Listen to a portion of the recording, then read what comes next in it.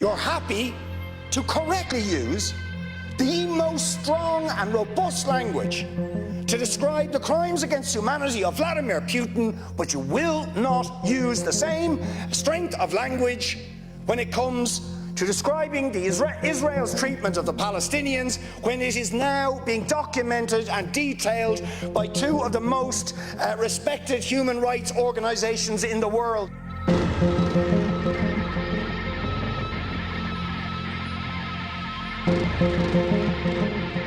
The government has moved instantly, within 5 days, to sanction Putin's regime and take urgent action.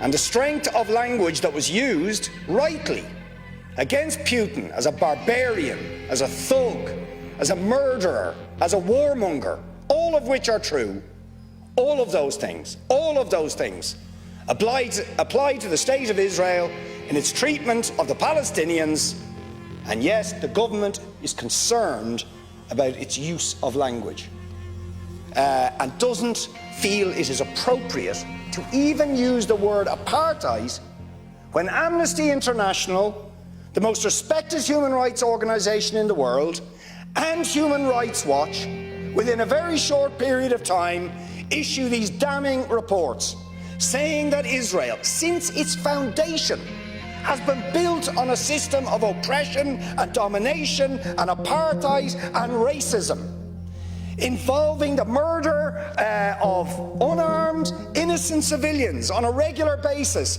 arbitrary detention and imprisonment, land annexations, the displacement of people, the denial of basic fundamental rights to 6 million Palestinians who are displaced outside Israel and the occupied territories, to the right to their return to their homes, to the illegal blockade of Gaza, which has left, as they say in the report, Gaza in a permanent state of humanitarian crisis, denying people access to food, to water, and treating the Arab population as a whole, the Palestinian population as a whole, as an inferior race.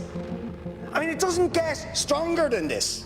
You don't want to even use the word apartheid. Never mind sanctions. 5 days sanctions against Putin and his thugs, 70 years of oppression by the Palestinians, and it wouldn't be, what was the word you used? It wouldn't be helpful to impose sanctions. Amnesty International are calling for Israel to be referred to the International Criminal Court for crimes against humanity. Will you support it? They are calling for targeted sanctions against Israeli officials who are perpetuating the system of apartheid, just exactly the same types of sanctions you've just initiated against Vladimir Putin. Will you support it?